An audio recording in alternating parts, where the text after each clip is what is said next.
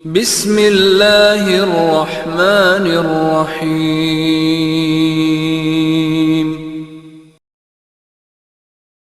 اعوذ باللہ من الشیطان الرجیم، بسم اللہ الرحمن الرحیم۔ الحمد للہ رب العالمین، صلی اللہ علی محمد وآلہ الطیبین الطاہرین المعصومین الذین اذھب اللہ عنہم الرجس وطہرہم تطہیرا۔ اللہم صل علی محمد وآل محمد۔ وتلقین الولی او من یأمرہ بعد الانصراف بصوت عال الا مع التقیہ۔ توجہ فرمائیں، یہ آخری باس کچھ رہ گئی ہے، اصل باس ہماری تیمم کی ہے، اس کا ترجمہ کرا دیتا ہوں میں۔ یہ جو آخری لفظ تھا وہ قضا یقولہ کلما زارہ مستقبلاً، مستقبلاً کا مطلب ہے قبلے کی طرف رخ ہو۔ قضا یقولہ یعنی یہی دعا پڑھے گا کلما زارہ، جب بھی وہ اس کی زیارت کرے گا، اس کی قبر پر آئے گا تو یہی الفاظ پڑھے گا۔ مستحبات میں ایک دوسری تلقین ہے، ایک تو پہلے تلقین تھی نا، جب وہ قبر میں لٹا دیتے ہیں اس وقت تلقین مستحب ہے۔ اب ایک اور تلقین ہے، وہ ہے وتلقینہ، وتلقین الولی، یعنی مستحبات میں سے ہے کہ ولی او من یأمرہ، یا جس کو ولی امر دے، اجازت دے، ٹھیک ہے، یأمرہ ہو کا مرجع من ہے، جس کو ولی اجازت دے وہ تلقین پڑھے بعد الانصراف۔ بعد الانصراف سے مراد جب حاضرین وہاں سے چلے جائیں، یعنی سارے لوگ چلے جائیں، آخر میں وہ تلقین پڑھے۔ یہ جو تلقین ہے یہ بصوت عال، بلند آواز سے پڑھے، ٹھیک ہے، آواز بلند ہو۔ الا مع التقیۃ، مگر اگر تقیہ کی صورت حال ہے تو پھر آہستہ بھی پڑھ سکتا ہے۔ وَيَتَخَيَّرُ الْمُلَقِّنُ فِي الْاِسْتِقْبَالِ وَالْاِسْتِدْبَارِ لِعَدَمِ ورود معین۔ دیکھیے اب جو تلقین پڑھنے والا ہے قبلہ رخ ہو یا قبلہ پشت ہو، دونوں ٹھیک ہے، کیونکہ روایت میں تعیین نہیں ہوئی ہے کہ استقبال قبلہ ہو۔ جب تعیین نہیں ہے روایت میں تو اب اس کی مرضی قبلے کی طرف رخ ہو یا قبلے کی طرف پشت ہو۔ ملقن، وَيَتَخَيَّرُ الْمُلَقِّنُ، ملقن اختیار رکھتا ہے فی الاستقبال والاستدبار، قبلے کی طرف رخ کرے یا قبلے کی طرف پشت کرے۔ کیوں؟ لعدم ورود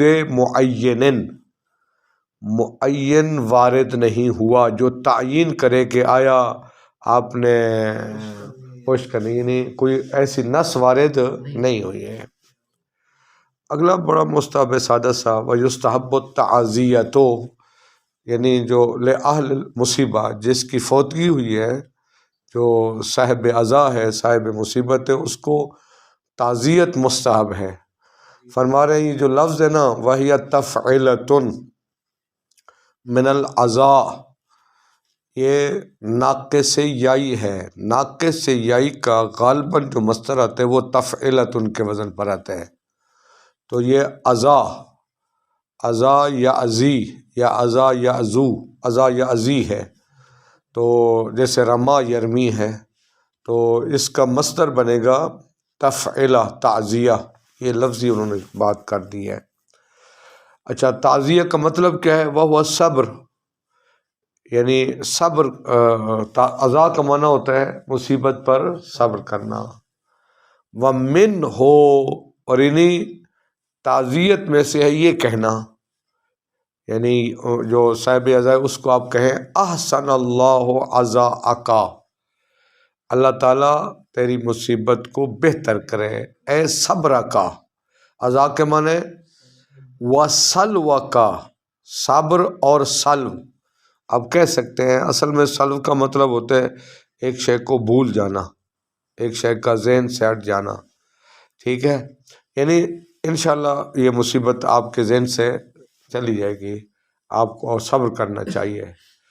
یمدو و یقصرو، لفظ عزا الف زائد کے بعد واو اور یا حمزہ میں تبدیل ہو جاتے ہیں، العزا میں بھی اسی طرح ہوا ہے۔ کہتے ہیں اس لفظ کو آپ مد کے ساتھ بھی پڑھ سکتے ہیں، قصر کے ساتھ بھی پڑھ سکتے ہیں۔ الف زید کے بعد مد، الف زید کے بعد حمزہ آ جائے وہ مد اس کو کہتے ہیں، خالی الف ہو تو اس کو قصر کہتے ہیں۔ اس کو ممدودہ بھی پڑھ سکتے ہیں، مکسورہ بھی، یعنی عزا کا بھی پڑھ سکتے ہیں اور عزا کا بھی آپ پڑھ سکتے ہیں بغیر مد کے۔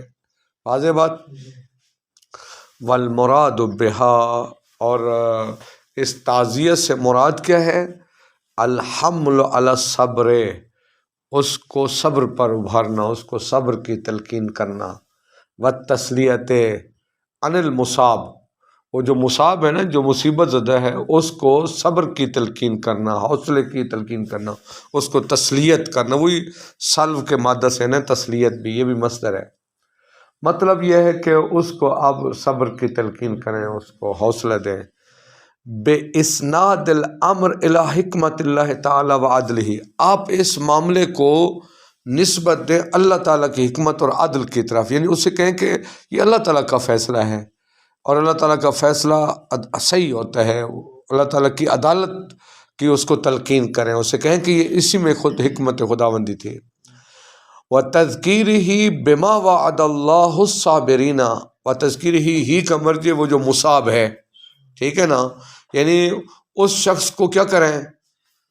اس کو یاد دلائیں وہ جو اللہ تعالیٰ نے صابرین سے وعدہ کر رکھا ہے، ٹھیک ہے۔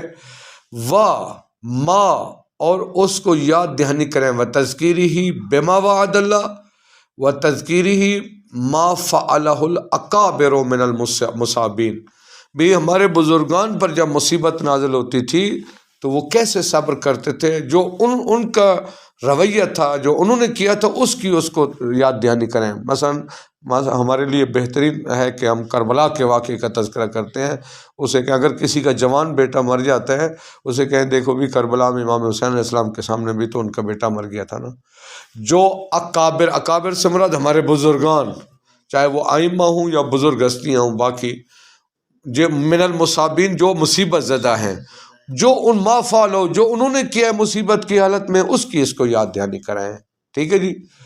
فمن عزا مصابن، یہ ایک حدیث ہے، جو شخص کسی مصیبت زدہ بندے کو صبر کی تلقین کرے، اس کو تعزیت کہے، فلہو مثل اجرہ، فلہو اس من کے لیے، یعنی جو مصیبت زدہ کو تعزیت کرتا ہے اس کے لیے ہے مثل اجرہ، اس مصیبت زدہ بندے جیسا میں اجر۔ دیکھیے اگر کسی کا جوان بیٹا مارا جاتا ہے تو اللہ تعالیٰ اس کو یقیناً اجر بھی دیتا ہے نا، مصیبت پر صبر کرے گا اللہ اجر دے گا، تو جس طرح اس مصیبت زدہ کو اجر ملتا ہے، اللہ تعالیٰ اس تعزیت کرنے والے کو بھی اجر دے گا۔ ایک اور روایت ہے کہ وَمَنْ عَزَّا ثَقْلَا قُسِّيَ بِرِدَا، کیا لفظ ہے؟ بردن فی الجنت، ہاں جی۔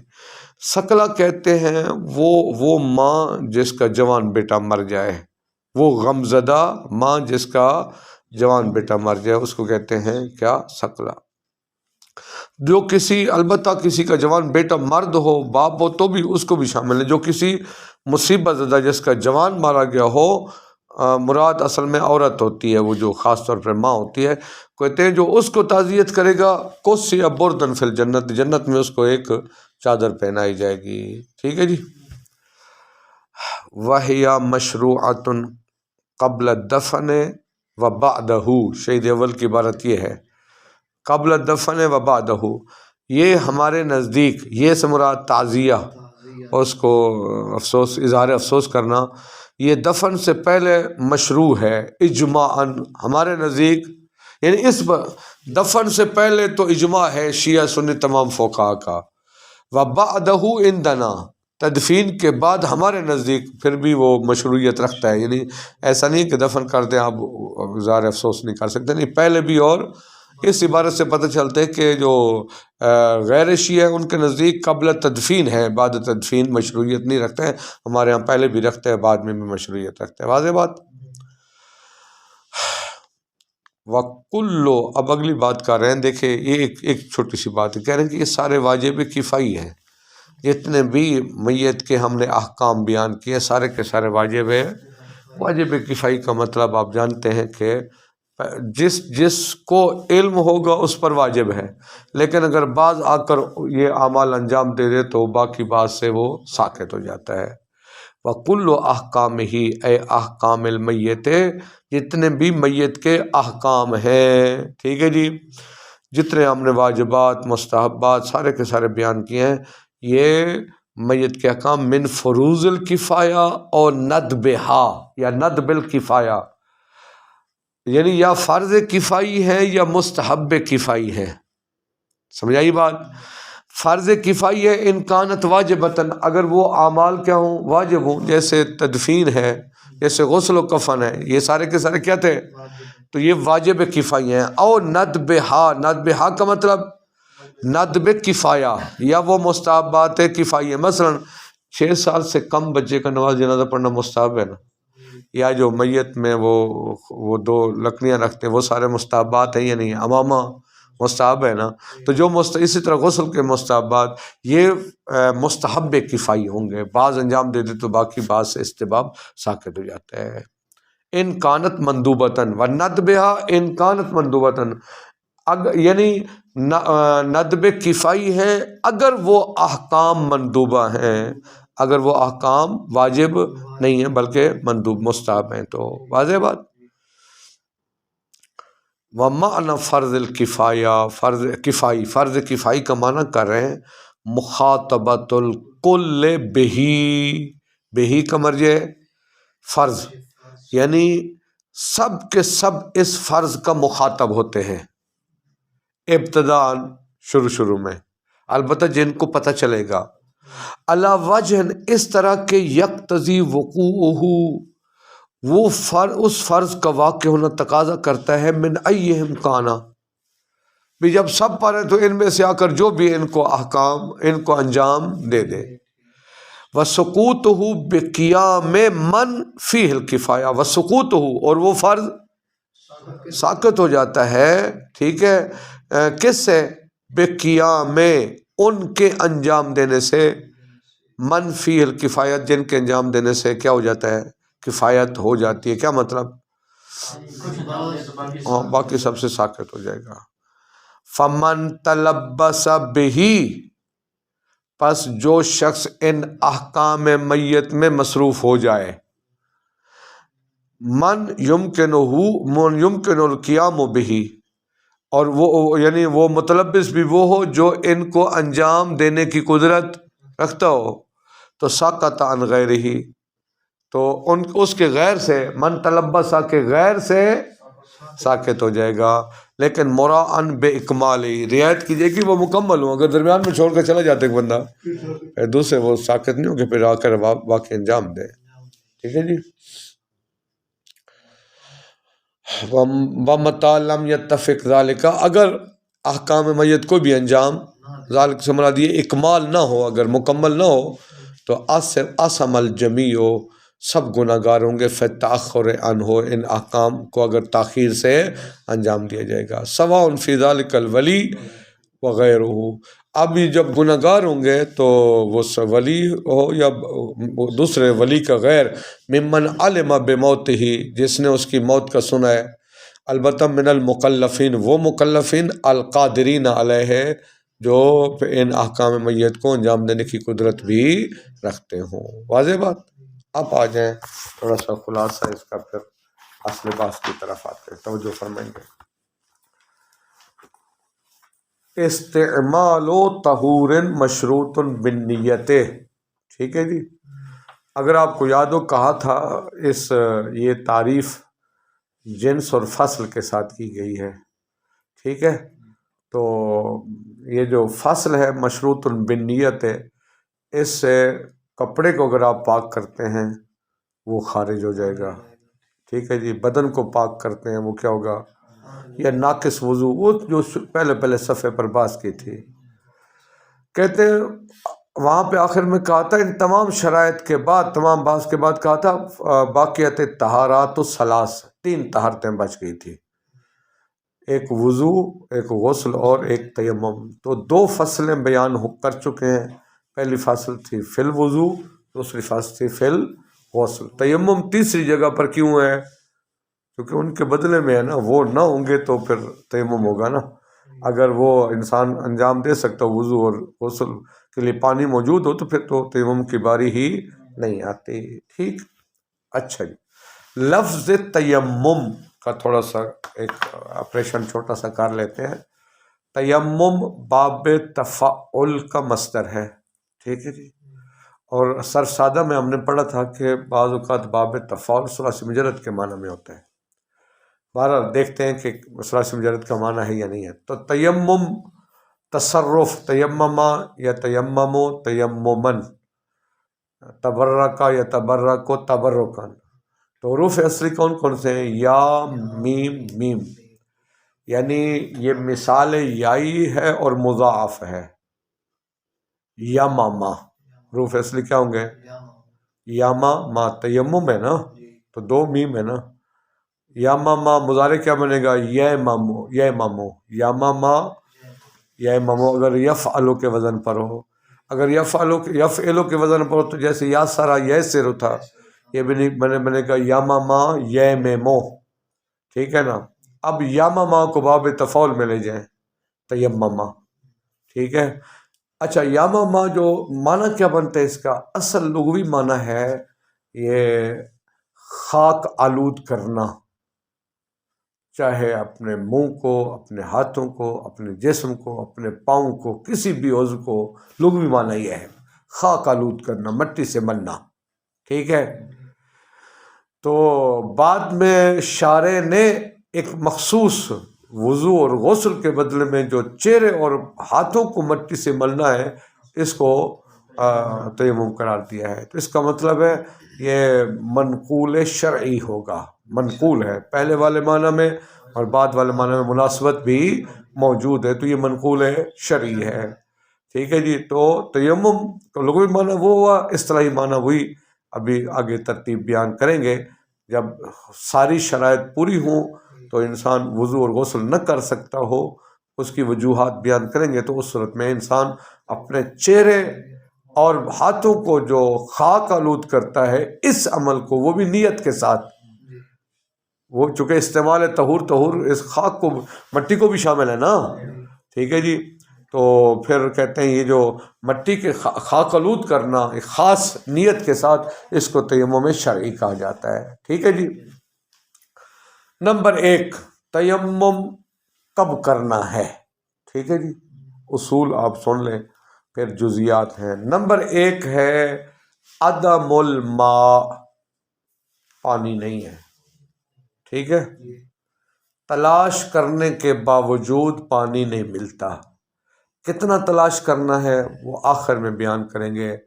اگر زمین وہ پہاڑی ہے، جنگل ہے اور نشیب و فراز والی زمین ہے تو پھر اتنا تلاش کریں کہ جہاں تک ایک تیر پہنچتا ہے، اگر میدان ہے تو پھر 2 تیر کے برابر۔ بہرحال تلاش کرنے کے باوجود پانی نہ ملے، عدم الماء، پانی نہ ہو، اس صورت میں کیا کرتے ہیں؟ تیمم۔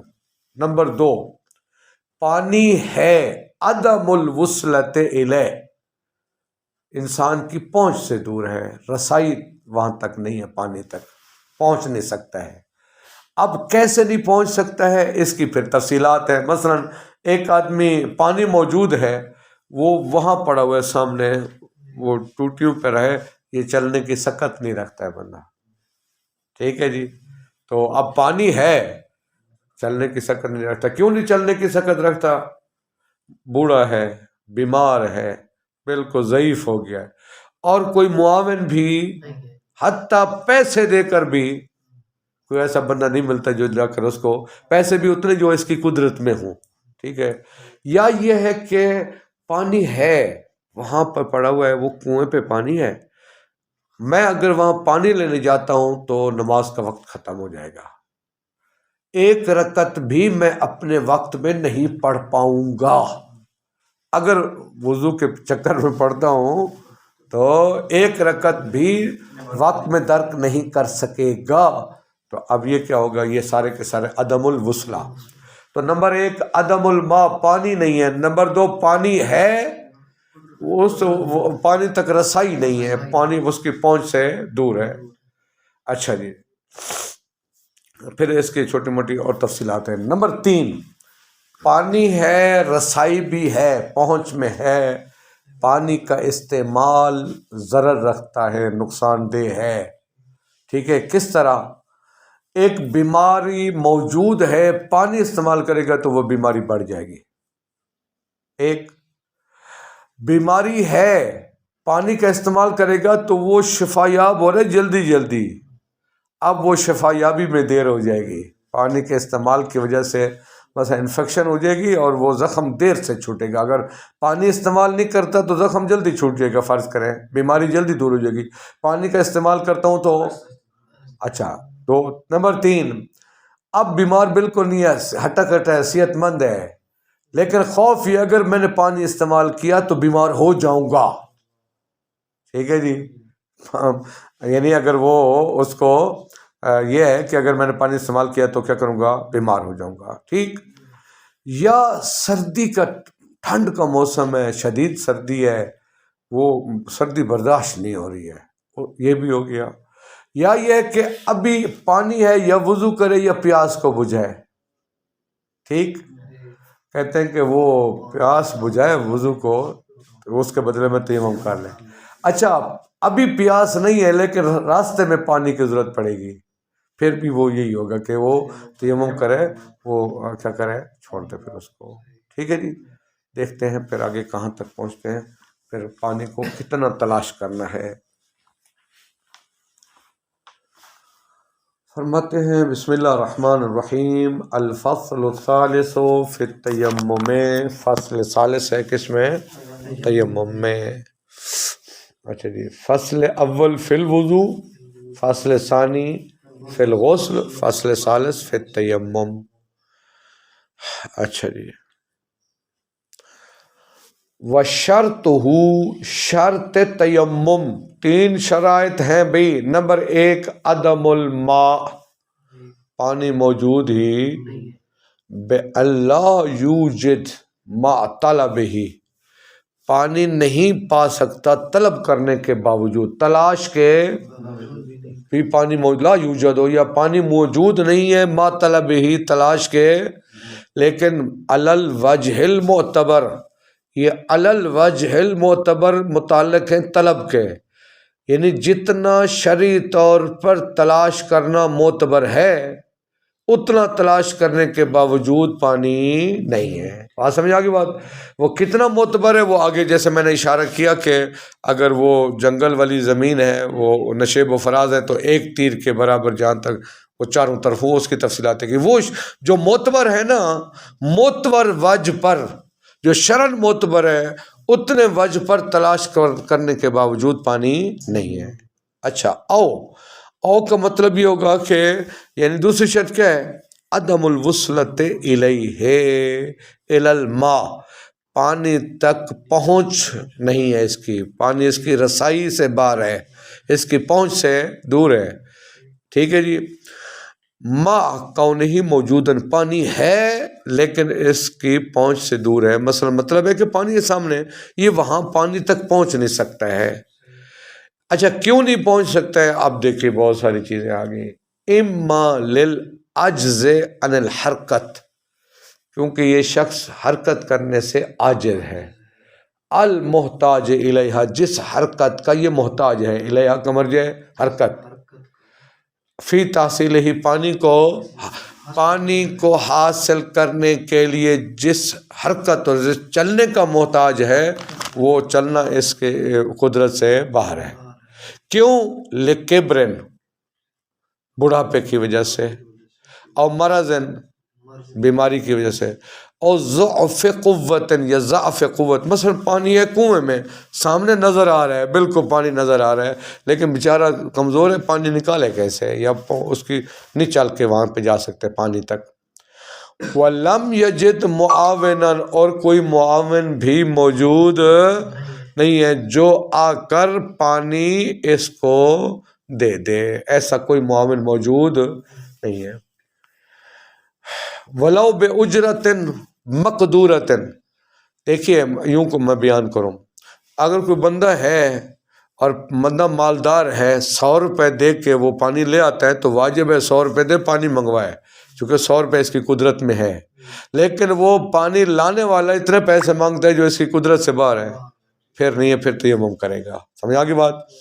کہتے ہیں کہ ولو یعنی معاون موجود نہیں ہے، ولو بے اجرت، چاہے وہ معاون اجرت کے ذریعے سے کیوں نہ ہو، لیکن اجرت مقدورت، جو اجرت اس کی قدرت میں ہو نا، وہ کہے جناب ایک گلاس پانی کھلاؤ تو 5000 بھیج دو، بیچارہ غریب ہے، گھر کے لیے سبزی لایا، وہ خرچ کرے یا اس کو وضو کے لیے پانی منگوائے، اگر اس کی مقدور ہے تو پیسے دے، ثواب ملے گا اس کو، ٹھیک۔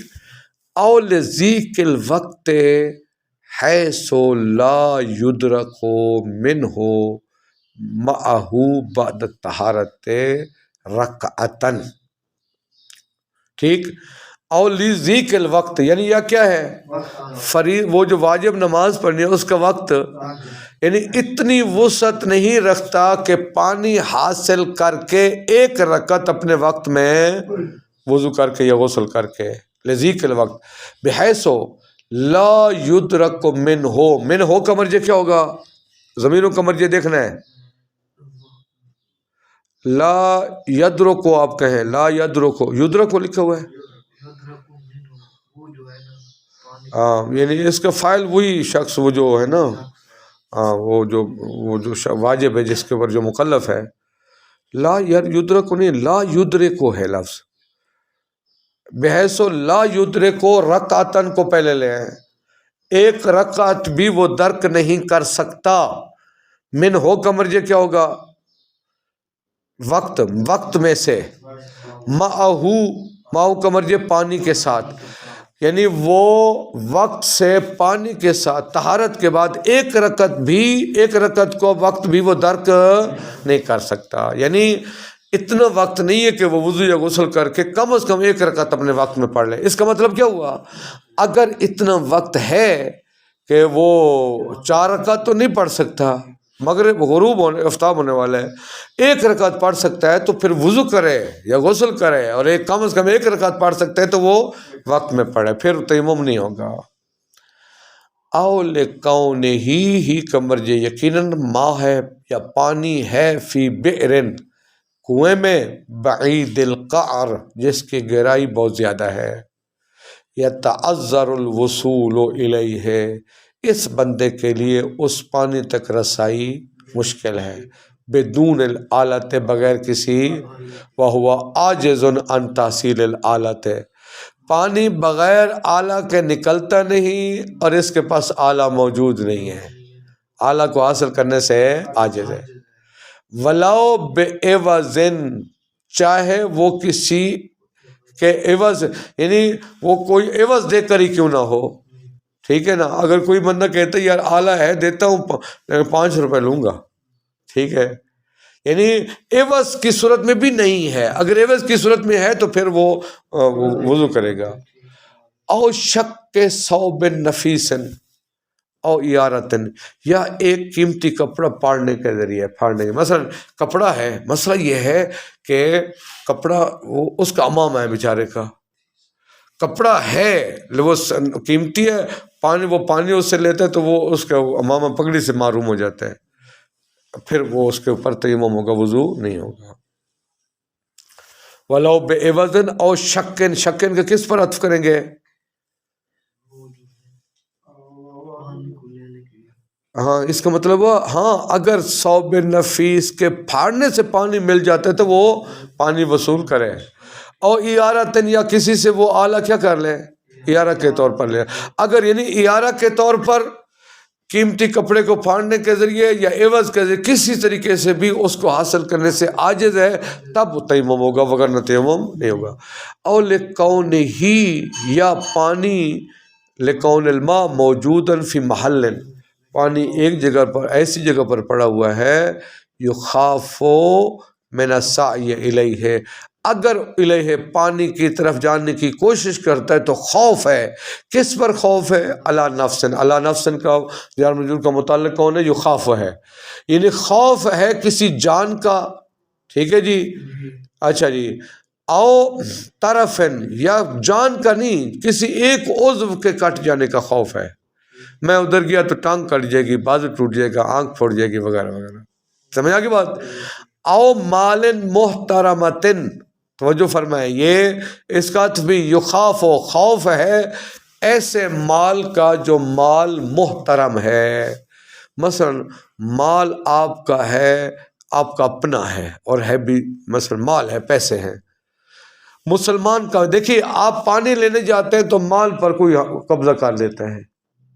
اگر کافر کا آپ کے پانی لانے سے کافر کا مال تلف ہوتا ہے تو جانے دے، وہ محترم نہیں ہے، مال محترم. سمجھا کی بات. یہ البتہ محترمتن تینوں کی صفت ہے. نفس محترمتن، طرفن محترمتن، مالن محترمتن. آپ کے پانی لانے سے کافر مرتا ہے تو مرنے دے نا، ٹھیک ہے. آپ کے پانی لانے سے طرف کافر کی ٹانگ ٹوٹتی ہے، ٹوٹنے دینا، محترم نہیں ہے وہ. یا مال محترم، آپ کا مسلمان کا مال ضائع ہوتا ہے وہ محترم ہے، کافر کے پیسے ضائع ہوتے جان چھوٹے گا. سمجھا کی بات. اچھا جی. او بضعن، یخاف پر عطف ہے، یعنی اس کو خوف ہے کس کا؟ ناموس کا. ناموس کا خوف ہے. مثلا خود عورت ہے، وہ پانی لینے جاتی ہیں تو وہاں مرد اوباش قسم کے کھڑے میری عزت لوٹ لیں گے. یا اس کے ساتھ بیوی یہ پانی لینے جاتے تو پیچھے اس کی بیوی کو کوئی خطرہ ہے، ٹھیک ہے، ناموس کا خطرہ ہے. بوز کے معنی ناموس. او ارزن، ارز کے مطلب مطلقاً بیزتی. اردو میں لفظ کیا کہتا ہے؟ بیزتی نہیں ہوتا. بیزتی مثلا کوئی توہین میں باتیں کرے گا، گالیاں نکالے گا، بیزتی کا خطرہ ہے. سمجھا کی بات. ناموس اور ہے، بیزتی اور ہے، بیزتی کا خطرہ ہے. اور ذہاب عقل، یا یہ ہے کہ دیکھیے ممکن فرض ہے اور میں ادھر گیا تو پاگل ہو جاؤں گا، ٹھیک ہے. ولو بے مجرد الجبن، چاہے یہ صرف خوف اس کی بزدلی کی وجہ سے ہی کیوں نہ ہو، ٹھیک. اچھا جی. او لوجود ہی بے عوضن، یا او لوجود ہی، پانی تو موجود ہے لیکن بے عوضن، ایسے عوض کے بدلے میں ہے، یا جزو عن بذلہ، وہ اس کو خرچ کرنے سے عاجز ہے. کیوں؟